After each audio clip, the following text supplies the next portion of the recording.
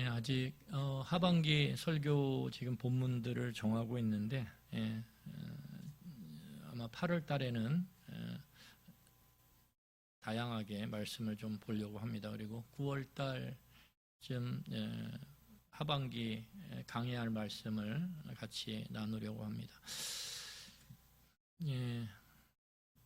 여러분, 우리는 인생이라는 실전 무대 위에 서 있습니다.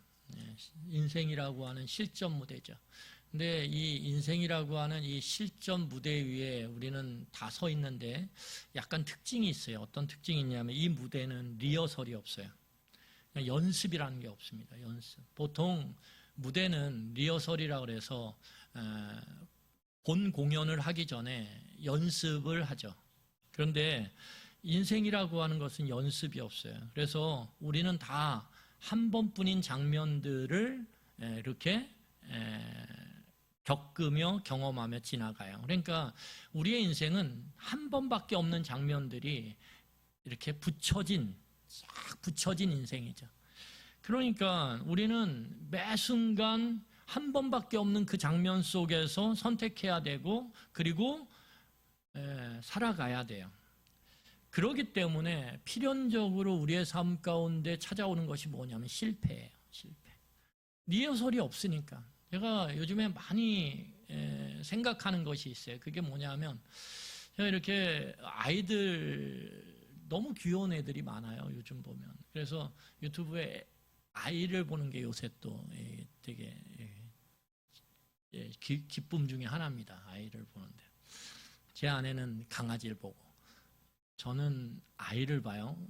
근데 아이를 보면 너무 귀여운 거예요. 너무 귀여운 거예요. 근데 그 아이들을 보면서 제가 마음에 반성하는 게 뭐냐면 아이를 키우는데 연습이 없는 거예요. 연습이. 그리고 그 연습이 없는 상태에서 지금 와보니까 어떻게 하냐면 이제는 아이들이 스스로 독립해서 살아갈 나이가 다 됐다라는 거예요. 그러니까 이 모습이 얼마나 안타까운지 몰라요. 좀 한번 부모 노릇 한번 해보고 연습해보고 실전을 하면 얼마나 좋을까. 그런데 그런 건 없어요. 인생 가운데. 그래서 제가 그것에 대한 아쉬움과 후회가 있어요. 그래서 아이들을 봐요. 이렇게 보면서 그때 잘했어야 되는데 이런 생각 많이 합니다. 나중에 그래서 손자가 나면 잘해야지 이런 생각을 하는데 여러분, 그래서 우리가 원하는 대로 되지 않아요, 인생은. 그리고 계획대로 흘러가지가 않아요. 그래서 우리는 감당하기 힘든 상처나 아픔들, 어려움들을, 실패들을 이 인생의 장면마다 우리의 선택 가운데서 마주하게 되고 경험하게 된다라는 거예요. 여러분, 그래서 우리에게 있어서 중요한 건 뭐냐 하면 그 실패 자체보다는 그 실패에 대한 해석의 지배를 받는다라는 것을 우리는 인생을 겪어오면서 깨닫게 돼요. 실패 자체보다는 그 실패를 우리가 어떻게 해석하느냐에 따라서 그 실패가 우리를 주저앉게도 만들고 낙심하게도 만들고 때로는 인생을 포기하게도 만드는 그러한 일이 될 수도 있지만 그 실패를 우리가 어떻게 해석하느냐에 따라서 그 실패를 딛고 일어서서 오히려 인생의 방향을 선한 쪽으로 바꾸는 그러한 기회가 될 수도 있다라는 거예요. 그래서 이 실패를 바라보는 데 있어서 중요한 건 뭐냐면 상황이 아니에요. 내 실패의 상황이 크냐, 깊냐, 넓냐 그게 중요한 게 아니라 그 실패에 대한 시선이 중요하다는 거예요. 시선. 어떤 시선을 갖고 이 실패를 바라보느냐에 따라서 해석이 달라지거든요. 이게 중요한 거예요. 그러니까 어떤 시선을 갖고 내 지금 상황의 실패를 바라보느냐에 따라서 해석이 달라지고 그 해석이 달라질 때 우리의 반응이 달라지는 거예요. 여러분, 오늘 우리가 읽었던 이 사무엘하 12장은 너무 유명한 장이죠. 이스라엘의 위대한 왕인 다윗의 아주 치명적인 실패, 처절한 실패의 모습을 보여주는 게 이 사무엘하 12장의 내용이거든요. 여러분, 이 다윗이 얼마나 치명적인 죄를 저지르냐 하면 그에게 있어서 아주 충성스러운 부하였던 우리야, 그리고 그 우리야의 아내인 밧세바를 이 다윗이 범합니다. 여러분 다 아시는 것처럼. 그리고 그것을 감추기 위해서 계획적으로 전쟁에서 지금 싸우고 있는 자신의 부하인 우리야를 계획적으로 살인해요. 그러니까 여러분 이게요 단순한 죄가 아니라는 거예요. 한 가정을 무너뜨리면서도 모든 것들이 자신의 그 권력, 힘을 갖고 그 모든 일을 계획적으로 행했다라는 거예요. 여러분 다윗이 죄를 은밀하게 저지르고 그 은밀하게 저지른 죄를 감추기 위해서 애씁니다. 그런데 여기서 중요한 게 있죠. 하나님이 그 죄를 드러내세요. 그러니까 우리가 아무리 은밀하게 죄를 짓고 그 죄를 덮기 위해서 숨기기 위해서 위장하기 위해서 애써도 하나님은 때가 되면 그 죄를 드러내신다라는 거예요. 아무리 드러내지 않으려고 부둥켜 잡고 땡겨도 하나님의 그 강하신 힘이 하나하나 한꺼풀 한꺼풀 그가 쌓아온 죄의 그 거풀들을 하나씩 벗겨내신다라는 거예요. 이게 무서운 거죠.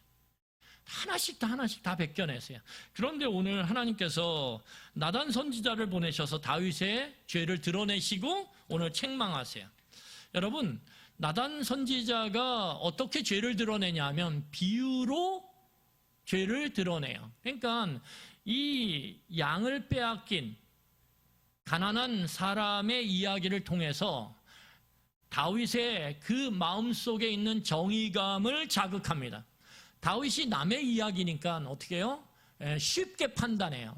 만약에 나단이 다윗의 이야기를 직접 지적했으면 아마 다윗은 은폐하고 부정하고 변명하고 인정하지 않으려고 했을 거예요. 그런데 다른 사람의 이야기를 비유를 통해서 이야기를 해요. 그러면서 가난한 사람에게 있었던 양 한 마리, 자기 딸과 같은 그 양 한 마리를 그 옆에 있는 부자가 그걸 뺏어서 자기에게 온 그 손님을 대접했다라고 하는 그 이야기를 들으면서 다윗이 정의감이 자극되죠. 그래서 어떻게 합니까? 거기서 죽여야 된다고 그런 인간들은 이렇게 그 죄에 대한 판결을 해요. 그럴 때 다윗은 자신의 죄를 직면하게 됩니다. 자신이 그런 자임을, 자신이 그 연약한 자의 집안을 풍지박산으로 그렇게 만든 자임을 그가 직면하게 돼요. 그래서 7절을 보세요. 7절을 보면 뭐라고 얘기하냐면, 자, 나단이 7절에서 이렇게 이야기합니다. 우리 같이 읽겠습니다. 시작. 나단이 다윗에게 이르되 당신이 그 사람이라. 이스라엘의 하나님 여호와께서 이와 같이 이르시기를 내가 너를 이스라엘 왕으로 기름 붓기 위하여 너를 사울의 손에서 구원하고. 바로 죄 지은 사람이 바로 너라는 거예요. 당신이 그 사람이라. 여러분, 그런데 놀라운 사실은 뭐냐면 하나님께서 이 다윗의 죄를 드러내시고 책망하는 과정 속에서 다윗이 자신의 죄를 직면하게 되는데 너무 죄가 커요. 그런데 그 직면하는 과정 속에서 하나님은 섬세하게 접근을 하세요. 다윗이 그 죄를 직면하고 받아들이고 인정할 수밖에 없도록 하나님께서는 그렇게 나단 선지자를 통해서 아주 섬세하게 접근을 하십니다. 여러분, 그래서 죄에 대한 접근은 섬세해야 돼요. 여러분들의 자녀의 잘못을 드러내고 책망할 때도 굉장히 섬세하게 그 부분들을 접근을 해야 이것이 상처가 되거나 아니면 관계에 갈등이나 갈라짐이 되지 않을 수 있어요. 오늘 이 다윗이 변명하거나 도망치질 않아요. 이게 놀랍죠. 어마어마한 죄인데. 오늘 13절에 보면 다윗이 뭐라고 얘기하냐면 이렇게 얘기합니다. 내가 여호와께 죄를 범하였노라. 이렇게 얘기해요. 내가 여호와께 죄를 범하였노라. 여러분, 다윗은요, 이 죄가 탁 드러나서 자신이 자신의 죄를 보게 될 때 거짓말하지 않아요. 회피하지 않고요. 변명하지 않고요. 핑계대를 대지 않아요. 오히려 자신의 죄와 실패를 받아들이고 인정하고 그리고 고백합니다. 내가 여호와께 죄를 범하였노라. 그런데 놀라운 사실이 무엇인지 아십니까? 이 죄를 직면했을 때 회피하거나 거짓말하거나 변명하거나 핑계를 대지 않고 그것을 인정하고 받아들여서 내가 죄를 지었다라고 고백하는 그것이 다윗의 회복의 시작이었다라는 거예요. 이게 중요한 거예요. 여러분, 우리는 죄가 드러날 때 어떻게든 거짓말을 하고 피하고 회피하고 변명하고 핑계를 대고 그래서 그것을 감추기를 원해요. 그게 사람의 자연스러운 마음이죠. 그런데 그렇게 해서는 회복의 시작이 일어날 수가 없습니다. 계속 또 심한 죄의 그 폐해가 자신의 삶을 갉아먹고 자신의 삶을 부패하게 만들어요. 오늘 너무너무 싫지만 그 죄를 직면했을 때 그것을 인정하고 받아들여서 고백하는 그 고백이 다윗의 삶을 새롭게 시작하도록 만들었다라는 거예요. 이것이 중요해요. 그래서 여러분, 이것을 위해서 중요한 것이 무엇입니까? 용기예요, 용기. 그래서 믿음이 있는 자들에게는 용기가 있어요. 뭘로 인한 용기가 있냐면 내 의지나 내 힘에 의한 용기는 그 의지와 힘을 압도하는 더 큰 죄의 문제, 실패의 문제 앞에서는 용기를 낼 수가 없어요. 그래서 우리는 우리 안에 있는 걸 갖고 용기를 낼 수가 없고 우리 마음의 힘, 결단의 힘을 갖고는 용기를 낼 수가 없어요. 그 문제가 그 용기를 압도해버리면. 그래서 우리는 외부의 힘을 붙잡아야 돼요. 그 힘이 뭐냐면 오늘 다윗이 바라봤던 하나님이죠. 오늘 다윗은 실패의 자리에서 놀랍게도 그의 시선을 어디다 두냐 하면 하나님에게 둡니다. 내가 여호와께 범죄하였노라. 오늘 누구를 바라보냐 하면 하나님을 바라봐요. 내가 여호와께 범죄하였노라. 하나님을 바라봐요. 여러분, 하나님을 실패의 자리에서 바라보는 그 시선이 오늘 다윗의 삶을 새롭게 해석하도록 만든다라는 거예요. 그러니까 시선을 어디다 두느냐가 굉장히 중요합니다.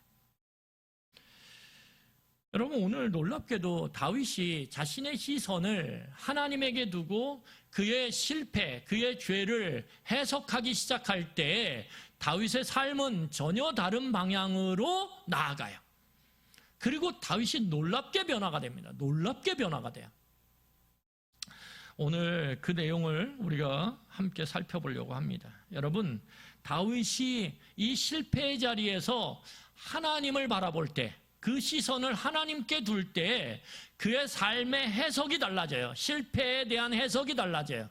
죄에 대한 해석이 달라진다라는 거예요. 어떻게 달라졌냐? 첫 번째 보니까 다윗은 하나님께 시선을 둘 때 자신이 지금 겪고 있는 그 실패를 결과가 아닌 과정으로 해석하기 시작했다라는 거예요.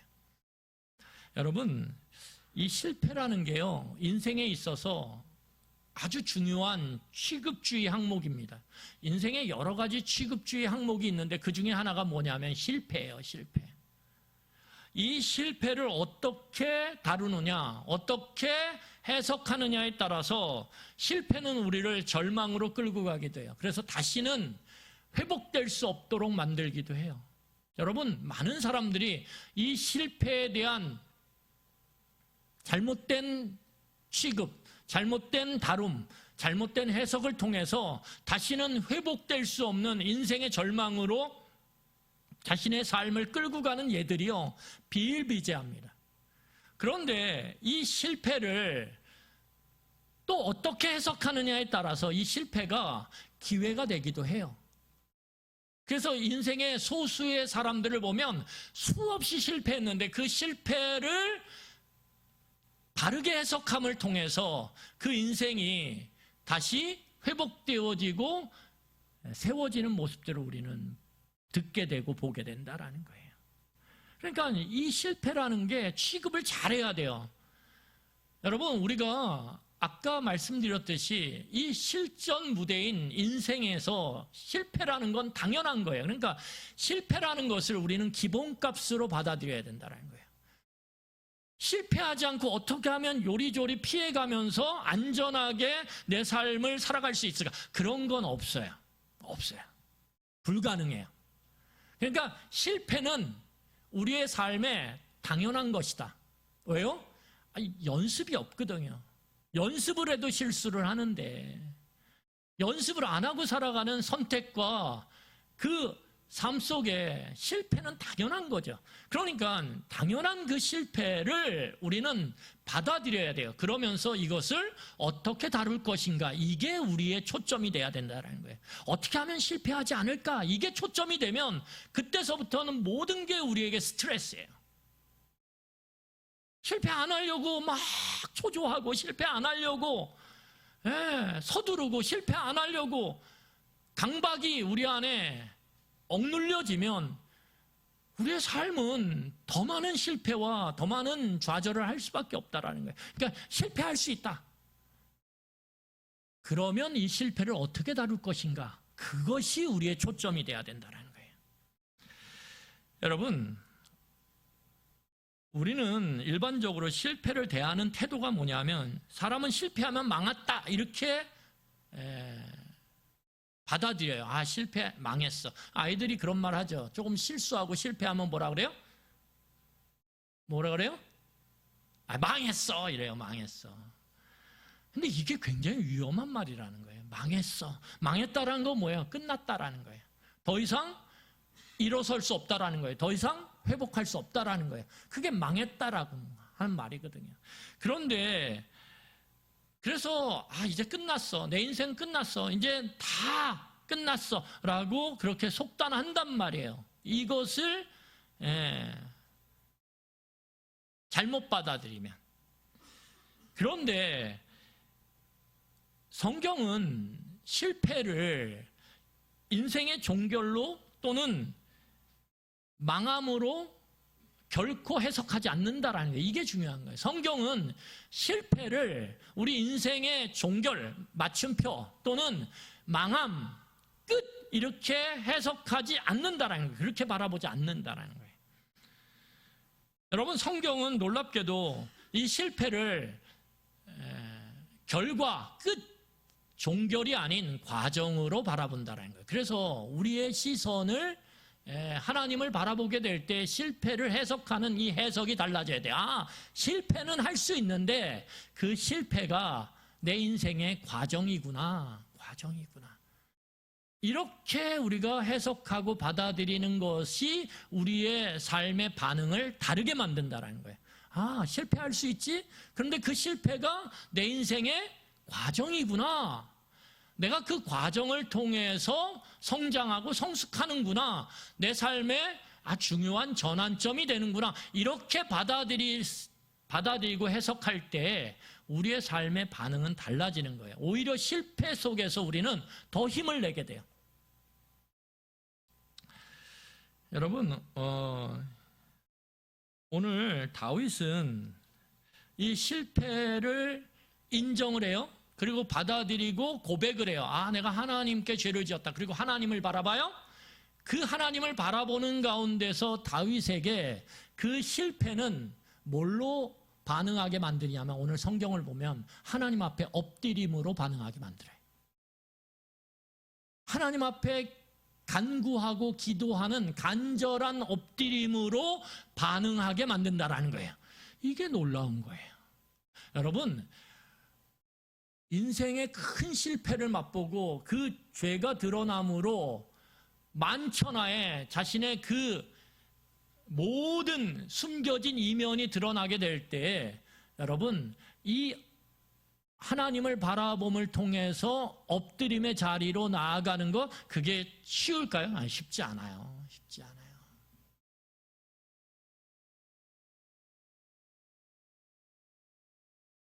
오늘 다윗은 하나님을 바라봐요. 그리고 그 바라봄 속에서 실패를 과정으로 해석해요. 그리고 어떻게 합니까? 그 속에서 하나님께 엎드리죠. 그 엎드림을 통해서 다윗은 회복의 기회를 이제 마주하게 돼요. 은혜의 통로가 오늘 보이기 시작해요. 여러분, 이게 중요한 것입니다. 이게.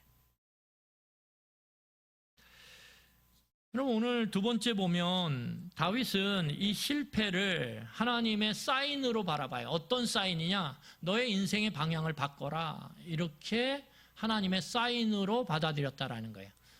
그러니까 여러분, 우리가 살아갈 때 자주 관성대로 살아가요. 관성. 익숙한 방식, 익숙한 태도, 익숙한 죄 습관, 우리는 거기서 머뭅니다. 거기서 머무는 걸 좋아해요. 알아요. 내가 지금 익숙한 죄 습관 가운데 머물고 있음을 우리는 알아요. 그런데 거기서 벗어나는 것, 거기서 탈출하는 것을 우리는 거부하죠. 왜요? 두렵거든요.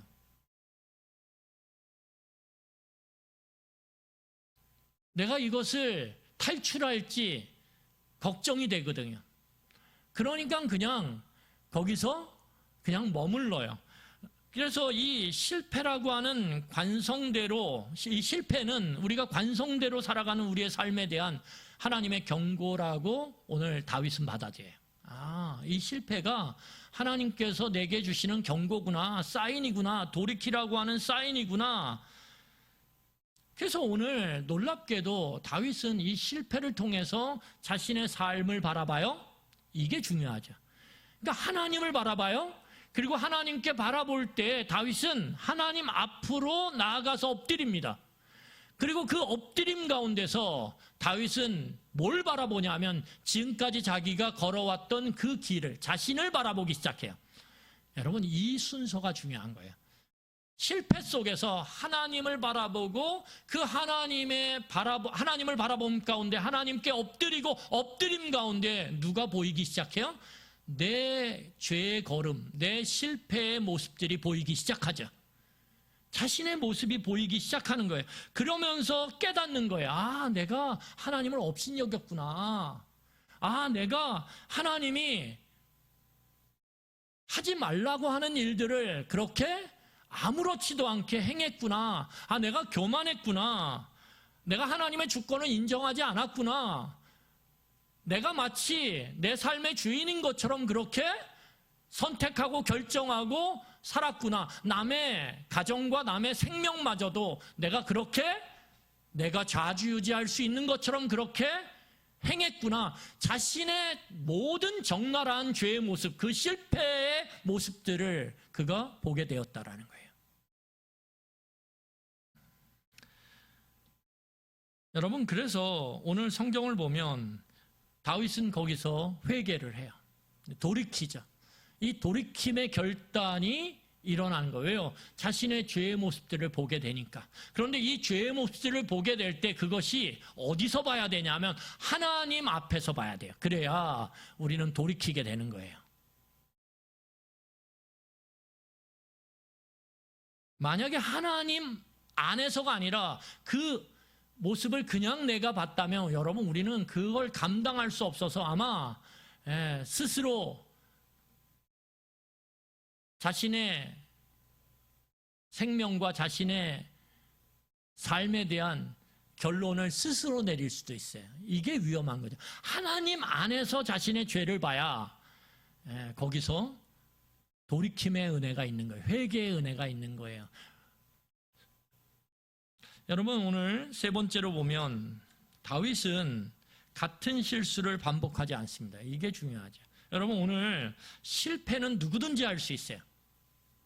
그래서 우리 자신이나 우리 주변에 있는 자녀들, 가족들에 대한 우리의 마음이 뭐예요? 실패는 누구나 할 수 있다. 다 실패하는구나. 여러분, 이 마음을 가질 때 우리 안에 서로 관용하고 용납하는 마음이 생기는 거예요. 받아들임의 마음이 생기는 거예요. 그런데 우리는 어떻습니까? 나는 실패 안 해. 실수 안 해. 그런데 다른 사람의 실패와 실수는 너무 잘 보이죠. 그러면 거기에 용납, 받아들임이 없죠. 그러면 그것이 무엇입니까? 내가 내 가정 속에서, 직장 속에서 내가 하나님이 되는 거예요. 내가 주인이 되는 거고, 내가 판단자가 되는 거고, 내가 분별자, 재판관이 되는 거죠. 그것이 우리의 삶을 얼마나 위험하게 만드는지 몰라요. 왜요? 나도 실패하거든요. 그런데 그렇게 내가 판단자가 되고 재판자가 될 때는 내 실패에 대해서 우리가 그것을 받아들이고 인정하고 그것을 통해서 하나님을 바라보고 내 실패를 바라봄을 통해서 돌이킬 수 있는 기회들을 놓친다라는 거예요. 여러분, 우리가 실패할 수 있어요? 그런데 같은 실패를 반복하는 건 굉장히 위험해요. 왜냐하면 같은 실패를 반복하면 그 사람이 그 실패를 통해서 하나님 앞에서 배우지 않았다라는 거거든요. 그가 여전히 교만하다라는 거거든요. 그렇기 때문에 이 같은 실패를 반복하는 것, 그것은 하나님의 가르침을 우리가 듣지 않는다라는 거고 여전히 내 삶의 주인이 나라는 것을 증명하는 증거죠. 그래서 실패를 통해서 배우지 않으면요, 그 실패가 쌓이고 굳어져요. 그러면 뭐가 되냐면 만성질환이 됩니다. 우리의 삶에 만성질환이 돼요. 오늘 성경을 보면 다윗은 하나님을 실패 속에서 바라보면서 하나님 앞에 엎드려요. 그 엎드림 가운데서 그는 자신의 죄의 모습들을 다 보게 돼요. 그럴 때 거기서 하나님의 그 은혜를 기대하며 하나님의 긍휼을 기대하며 회개하고 돌이킵니다. 회개하고 돌이킬 때 중요한 것이 무엇이냐면 그가 같은 실수를 반복하지 않는다라는 거예요. 여러분, 오늘 우리가 읽지는 않았지만 12장 29절을 보세요. 12장 29절 같이 보겠습니다. 12장 29절 한 목소리로 같이 읽겠습니다. 시작. 다윗이 모든 군사를 모아 라빠로 가서 그곳을 쳐서 점령하고. 제가 다시 읽겠습니다. 다윗이 모든 군사를 모아 라빠로 가서 그곳을 쳐서 점령하고. 여러분, 이 사무엘하 11장에서 밧세바를 범하는 이 사건, 그래서 우리아를 계획살인하는 그 지경까지 이르는 과정 속에 뭐가 있었습니까? 왕이 출전해서 싸워야 되는 전쟁임에도 불구하고 다윗은 한껏 교만해져서 더 이상 하나님이 보이지 않아요. 그리고 자신이 모든 걸 할 수 있는 것처럼 그렇게 착각한 상태에서 하나님의 뜻을 무참하게 차버리고 그렇게 죄를 짓고 실패합니다. 근데 놀랍게도 오늘 다윗이 자신의 죄를 보게 되면서 하나님 앞에서 그리고 회개하고 돌이켰을 때 그의 삶을 경건하게 살아가기로 결단했을 때 다윗은 오늘 성경을 보니까 뭐예요? 그 전쟁에 있어서 자신이 직접 모든 군사들을 모아서 어떻게 하냐면 전쟁에 나아가서 싸웁니다. 달라졌죠. 이게 달라진 다윗의 모습이에요. 여러분, 말씀을 정리하면서 한 사람의 이야기를 나누고 싶습니다. 여러분 잘 아는 이지선 교수님이죠. 여러분들 많이 들어보셨을 텐데 제가 예전에도 한번 함께 이야기를 나눴던 적이 있는데 이 이지선 교수가 여러분 아는 것처럼 22살에 끔찍한 교통사고를 당해요. 그래서 전신의 55%, 그러니까 자기 머리부터 발끝까지 중에 반이 넘는 몸의 부위에 3도 화상을 입습니다. 굉장한 고통이에요. 감당할 수 없는 고통. 그래서 마약 성분이 들어있는 진통제를 계속 투약해야 그 고통을 겨우 버텨낼 수 있는, 나중에는 그 진통제도 효과가 없어서 정말 그 고통을 그대로 안아서 버텨야 되는 그러한 상태. 여러분, 수많은 수술들, 반복되는 수십 차례의 수술들, 그리고 이전과 달라진 타인들의 시선, 그 속에서 여러분 자연스러운 반응은 무엇입니까? 아, 내 인생 끝났구나. 이게 자연스러운 반응 아닙니까? 그 실패 속에서 내가 의도하지 않았지만 내 인생에 찾아온 그 불청객 같은 그 실패 속에서 아, 나는 이제 끝났다라고 결론을 지어야 내 인생 망했다. 이렇게 결론을 지어야 그게 자연스러울 수 있어요. 그런데 놀랍게도 이 거울조차 볼 수 없는 망가진 외모, 그가 꿈꾸던 유치원 교사로서의 삶에 대한 모든 것이 다 사라져버린 그 순간 이 이지성 교수가 병상에서 깨어났을 때, 수술을 받고 깨어났을 때 그가 스스로에게 물었다 그래요. 뭐라고 물었냐면 이렇게 물었다 그래요. 이제 나는 무엇을 위해 살까? 나는 도대체 이제 무엇을 위해 살아야 될까? 꿈도 다 사라졌어요. 어떻게 유치원 교사로서 아이들 앞에 서겠어요? 아, 꿈도 사라졌어요. 자신의 외모는 도저히 자신조차 거울을 쳐다볼 수 없을 정도로 망가져 버렸어요. 매일 죽을 것 같은 고통이 수시로 찾아와요. 타인들의 시선은 이미 달라졌어요. 그리고 타인들의 그 눈빛을 통해서 자신에게 느껴지는 게 뭐예요? 너 이제 인생 끝났다. 그래서 물었다 그래요. 하나님, 이제 내가 무엇을 위해 살아야 됩니까? 도대체. 아무것도 저에게 삶의 꿈이 되고 목표가 되고 비전이 될 수 있는 게 없는 것 같습니다. 이게 뭐예요? 하나님, 저 망하지 않았나요? 제 인생 끝나지 않았나요? 거기에 대한 이 질문에 대해서 이 이지성 교수가 놀랍게도 그 자리에서 그 질문을 던지고 자기가 하나님을 다시 바라봤다라는 거예요. 자기에게 바라볼 수 있는 게 아무것도 없다는 거예요. 부모도 가족도 자신의 의지도 능력도 바라볼 대상이 되지 않았다라는 거예요. 거기서 바라볼 수 있는 건 오로지 하나님밖에 없었다는 거예요. 그래서 하나님을 바라봤다라는 거예요. 그리고 그 실패와 절망의 자리에서 이지성 교수가 뭐라고 고백하냐면 아, 이 부족한 내 삶을, 내 인생을 하나님께 드려야 되겠다. 이렇게 하나님 안에서 엎드리며 그가 결단했다라는 거예요. 아, 내 삶을 이제 하나님을 위해서 드려야 되겠다. 여러분, 놀랍게도 하나님을 바라보고 그 하나님 안에서 자신의 삶을 해석할 때 부족하지만 연약하지만 내 삶을 하나님께 드려야 되겠다. 이렇게 그가 결단했을 때 놀랍게도 그의 인생은 미국을 향해 가게 돼요. 그리고 거기서 재활학을 공부를 합니다. 그리고 거기서 상담사가 돼요. 그리고 박사학위를 받고 교수가 돼서 한동대에 사회복지학과 교수가 되어져요. 그리고 거기서 교수의 그 삶을 살다가 그렇게 꿈에 그리던 자신의 모교인 이화여대 유아교육과를 다녔는데 다시 그 실패의 삶을 돌고 돌아서 그가 다시 돌아온 그 모교에서의 삶은 다른 사람의 삶을 회복시키고 위로하고 희망을 주는 그런 사회복지학과의 교수로서 그가 이제 교수로서의 인생을 살아가기 시작했다라는 거예요.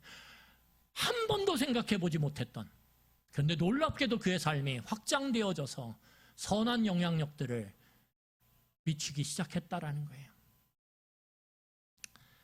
여러분, 이 이지성 교수가 이렇게 말을 해요. 뭐라고 하냐면 하나님은 제게 물으셨어요. 하나님이 자기에게 물었대요. 뭐라고 물었냐면 너 이 모습 그대로 나를 찬송할 수 있겠니? 찬양할 수 있겠니? 여러분, 하나님을 찬양한다라는 게 뭐예요? 하나님의 영광을 찬양하는 거죠. 하나님의 영광을 찬양한다라는 건 그 영광의 빛이 내게 미칠 때 우리는 하나님을 찬양하는 거예요. 하나님, 제게 이런 은혜를 주셨네요. 이런 영광을 주셨네요. 그런데 이선 교수가 뭐라 그러냐면 그때 이렇게 고백을 했대요. 하나님, 저는 지금 이 모습 가운데서도 주님을 찬양할 수 있습니다. 실패가 끝이 아니라는 거예요. 망함이 아니라는 거예요. 그 실패 속에 하나님이 주신 영광과 은혜가 있다라는 거예요. 여러분, 여전히 우리가 하나님을 찬양할 수 있다면, 여전히 하나님을 바라보며 우리가 하나님을 찬송할 수 있다면 실패는 절대 끝이 아닙니다. 실패는 절대 망함이 아니에요. 실패는 과정이 될 것이고 그 과정을 통해서 우리는 새로운 삶을 살아갈 수 있는 시작의 문을 열 수 있게 될 것입니다. 이것이 다윗이 그 실패 속에서 하나님을 바라보며 그의 삶을 해석할 때 그가 걸어갔던 그 길이라는 거예요. 여러분, 시편 42편 5절 말씀을 읽고 말씀을 마무리하겠습니다. 반주해 주세요. 우리 시편 42편 5절 말씀을 함께 읽어볼까요? 같이 읽겠습니다. 시작. 내 영혼아, 내가 어찌하여 낙심하며 어찌하여 내 속에서 불안해하는가? 너는 하나님께 소망을 두라. 그가 나타나 도우심으로 말미암아 내가 여전히 찬송하리로다. 여러분, 우리는 어쩔 수 없어요. 크고 작은 실패를 늘 겪으며 살아갈 수밖에 없어요. 그게 기본값이에요. 기본값. 인생의 기본값.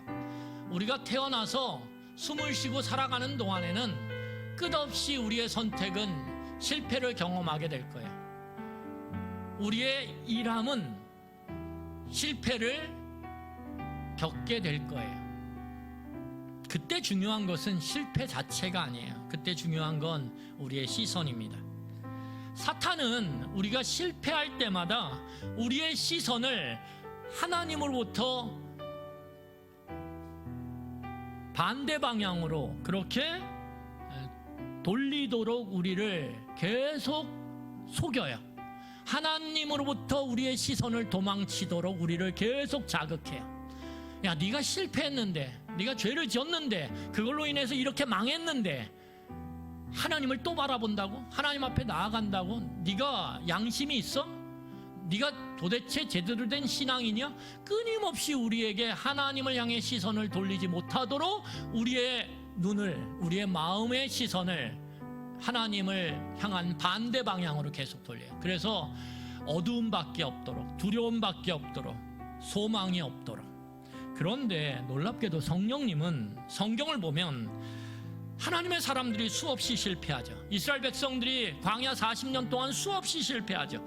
그 실패 가운데서 여러분, 교회가 수없이 실패해요. 사도들이 수없이 실패해요.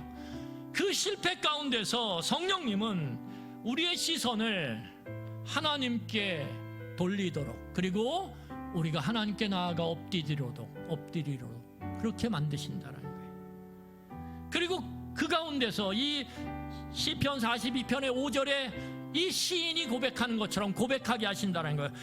내 영혼아, 너가 어찌하여 낙심하는가? 실패 가운데 낙심하는가?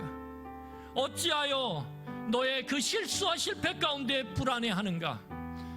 너는 그 실패 가운데서 너의 하나님을 바라봐라. 너의 하나님을 바라봐라. 왜? 너의 소망은 네 안에 있지 않다. 너의 삶은 네 주변의 사람에게 있지 않다. 너의 삶은 네가 가진 자원에도 있지 않고 네 능력에도 있지 않다. 너의 삶은 오로지 여호와 하나님에게 있다.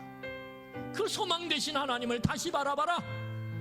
그러면 그분이 너를 도우실 것이다. 그리고 너는 여전히 하나님을 찬송할 것이다. 아멘. 여러분, 이런 복된 삶을 하나님이 우리가 살아가기를 원하십니다. 실패 가운데서도요. 여러분, 이 시간에 우리 같이 함께 기도하기로 합니다. 여러분, 이 시간에 하나님을 바라보기를 간절히 우리 기도하기로 합니다. 여러분들이 작든 크든 실패 속에서 마음 아파하고 힘들어하고 있습니까? 여러분들의 과거의 선택과 그걸로 인한 실패가 여전히 여러분들의 발목을 붙잡고 있습니까? 여러분들의 마음을 오늘 덮고 있습니까? 여러분, 그렇다면 이 시간에 하나님을 다시 바라보게 해달라고 같이 기도하기를 원합니다. 하나님께서 그 실패가 나에게 마침표가 되지 않고 쉼표가 되기로, 그 실패를 통해서 오히려 하나님께 소망을 둠으로 우리에게 다시 시작할 수 있는 힘과 용기를 주시기를 이 시간에 같이 기도하기를 원합니다. 기도하시겠습니다.